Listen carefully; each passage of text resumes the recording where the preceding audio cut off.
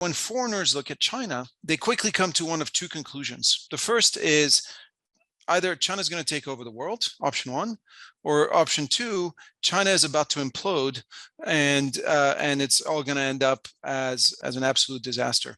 And there's no middle ground for most people. It's sort of they either fall into one or the other category in a way that, nobody looks at Brazil and thinks, oh, Brazil's going to take over the world, or Brazil is going to end up in an absolute collapse, or nobody looks at Russia that way, or China, perhaps because of its size and its scope, etc. What I would stress is, for me, the more interesting question as an investor is not, is China going to take over the world? Maintaining China united and decently strong, as has been the case for the past 25, 30 years, is already a challenge enough. I think as investors, the only question we should ask ourselves is there money to be made there? Forget, are they going to take over the world? Forget, are they going to implode? Is there money to be made there? And the answer to that question is, what is China trying to achieve? What are China's policymakers trying to achieve? Are they really trying to achieve global domination? I don't believe that's their goal. And when you listen to them, that's not exactly what they're saying. What they're trying to achieve is different. It's not global domination.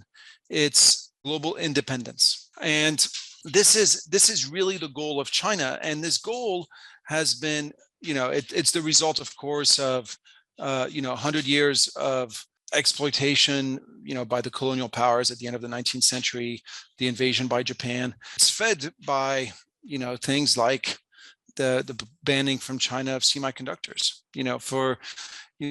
No other country today is banned. Well, Russia now, but before, China didn't invade anybody, so they're banned. Things like banning them from semiconductors feeds the paranoia that the Western world is out to get them, or at least the US is out to get them. With that in mind, what is their main goal? It is independence. How do you achieve it? You achieve it by having a strong currency. China's biggest single weakness today is the fact that so much of its trade is still denominated in US dollars. That, to buy oil from Saudi Arabia, to buy coal from Indonesia, to buy iron ore from Australia, it first needs to buy dollars. It first needs to earn dollars. And to earn these dollars, it needs to sell stuff to the US. And this is the big change that's just happened, because now with, Russia cut off from the US dollar world, all of a sudden China gets to buy all the commodities it needs from Russia in renminbi, because Russia can't trade in anything else. So we've just, for all the talk about how China is the big enemy of the 21st century, and we need to keep China in its box, etc.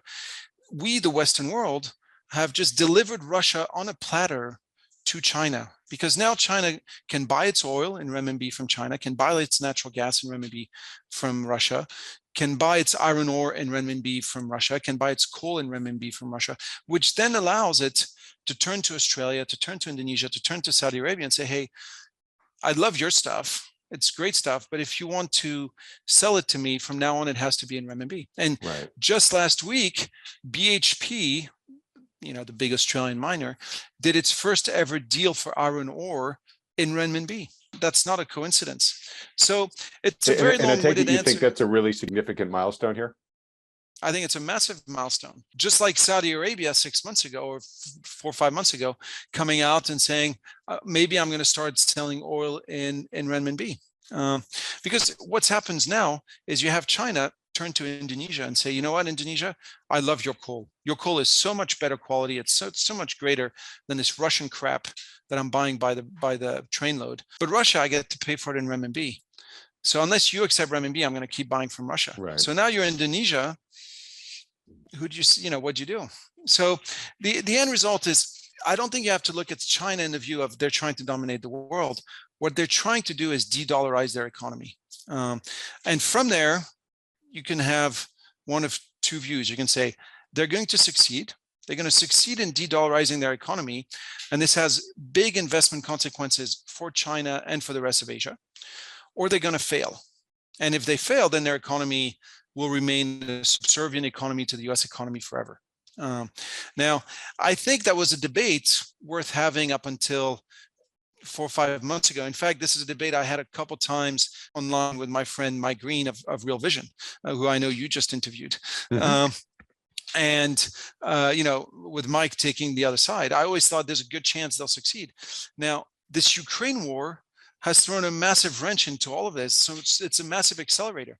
Now, following this Ukraine war and the fact that Russia is in essence going to become a renminbi zone, I don't see how they're going to fail that bit, because I think that the genius of Richard Nixon and of U.S. foreign policy over the past 40 years was to separate Russia from China, was to basically split them apart, because deep down they're each other's natural allies, because everything that Russia produces, China needs, Right. and everything that China produces, Russia needs.